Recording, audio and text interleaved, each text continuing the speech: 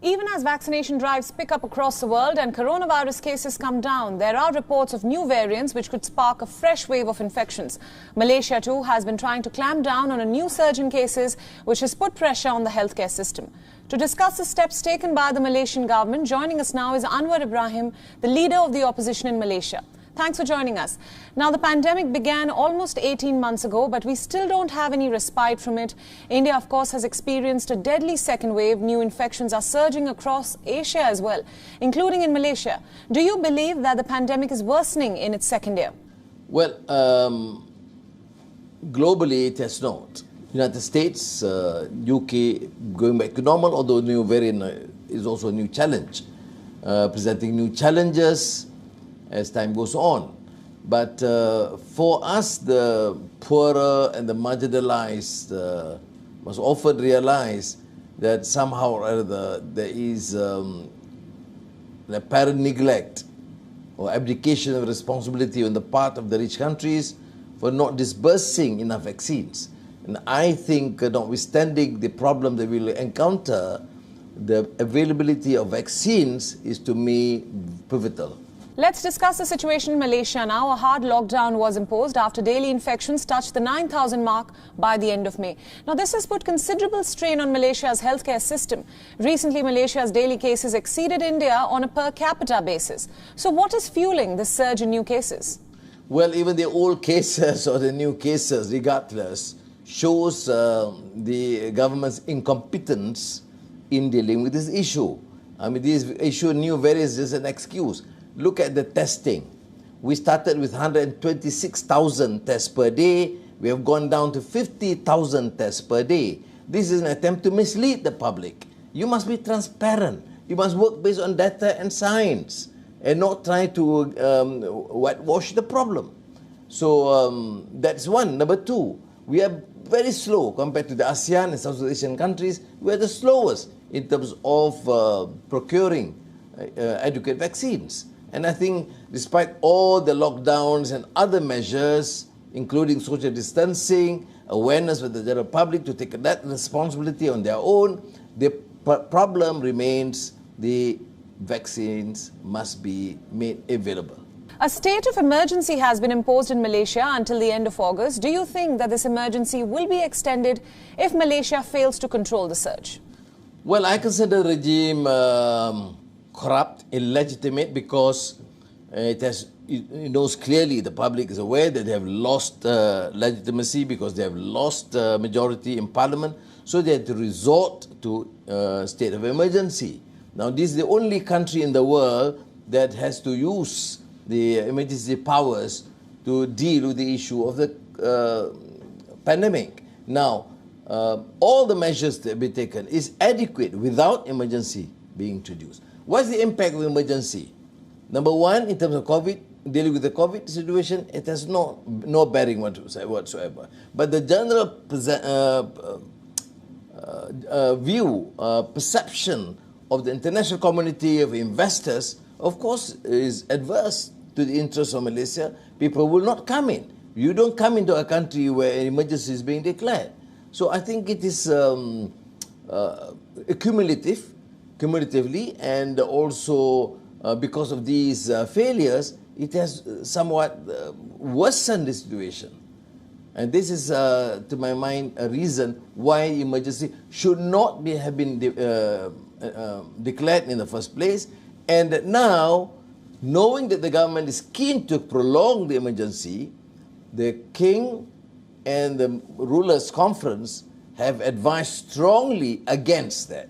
So it's interesting, it's unprecedented. This is a constitutional monarchy that the rulers are somewhat compelled, after listening to the complaints and exasperations by the common men and women, have to then advise strongly the government in public that emergency cannot continue or should not continue. Right, my next question. Now, the pandemic came at a time when Malaysia was witnessing a political turmoil after the abrupt resignation of Mahathir Mohamad. Muhyiddin Yassin took over as Prime Minister without a parliamentary vote. But Prime Minister Yassin has also faced growing dissent. So do you think that the political impasse contributed to the worsening of the pandemic in Malaysia? Well, it was certainly exacerbated the crisis when the government is deemed to be illegitimate, not having the courage even to convene parliament, and no clear directions, haphazard policies, general incompetence, and even suspect of being having corrupt deals continuing as more systemic these days. So naturally, you can't deal with not only with the pandemic, but also the economic or social problems faced by the people. You have met the King of Malaysia several times to discuss the prevailing crisis. What is his view on the state of affairs in the country? Well, I'm not in the capacity to express the entire deliberations with the King, but what is important, which I have also said publicly, the King seems to be very aware. He has advised initially against the emergency being declared, but as a constitutional monarch, finally he did concede. He has publicly advised the government to convene parliament, which the government has not responded. So I think some of these issues, like the death, the number of positive cases registered, the poor procurement of vaccines and poor rollout, all these things, of course, his concern. And I think this sort of exchanges has helped him to probably understand and appreciate some of the concerns of the other side and the general people. So I think he is aware, but as you know, ours is a democratic system, parliamentary democracy, and constitutional monarchy. So I don't think we need to therefore portion the blame or in terms of poor governance to the institution of royalty, but generally it is the power of the ruling government or establishment. Right, let's move on. Your political rivals have criticized you for making a bid for power at a time when unity is needed to control the virus. So how do you respond to the charge? My first statement as opposition leader after the pandemic is to declare that we are willing to sit down with the government in a bipartisan manner to discuss all issues. There was no response.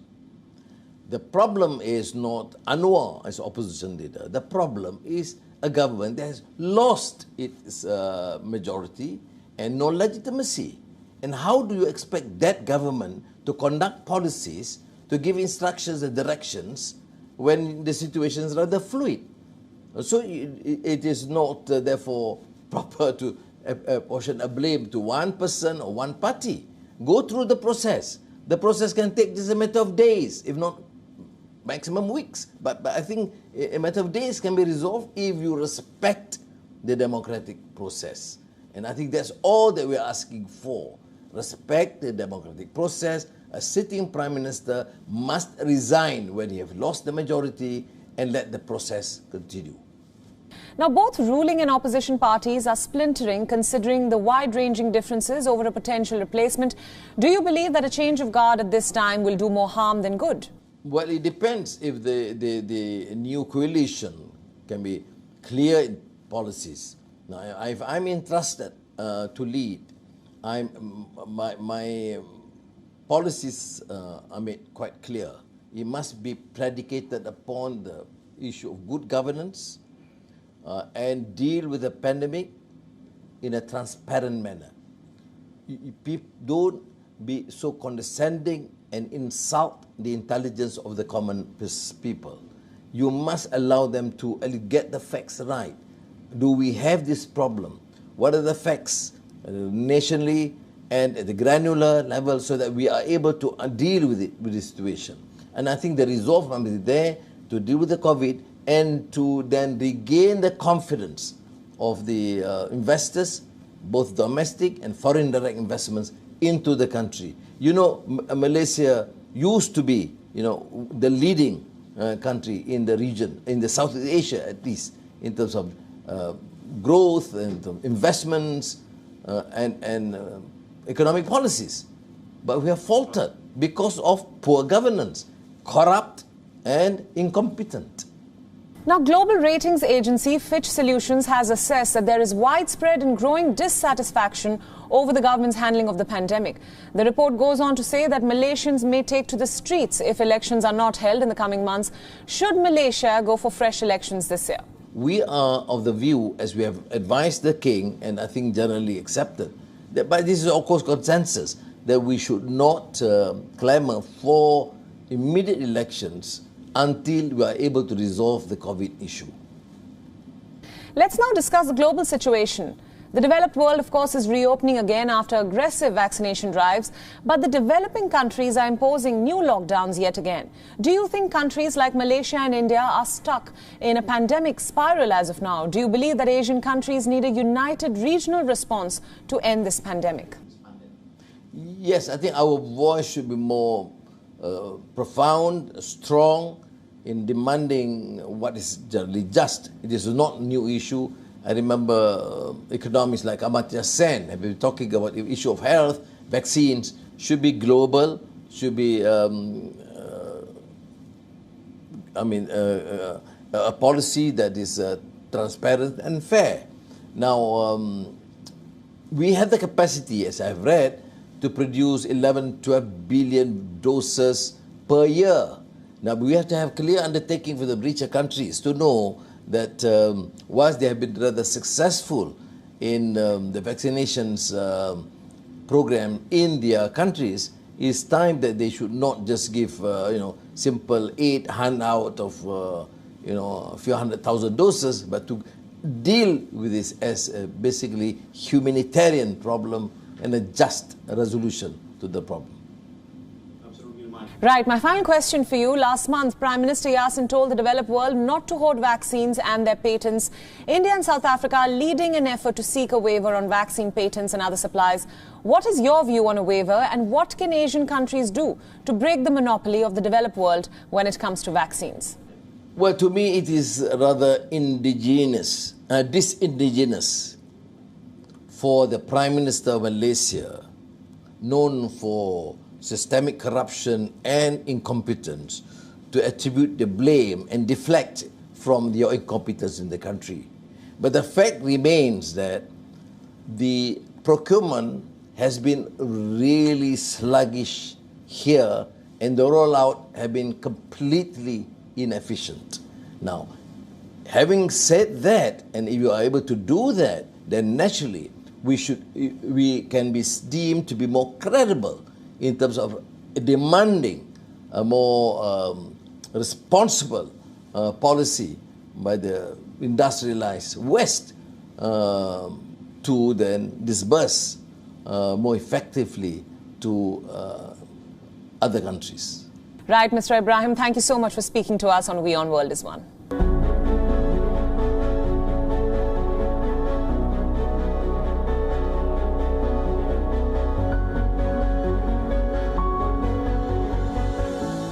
WION World is One is now available in your country. Download the app now and get all the news updates on the move.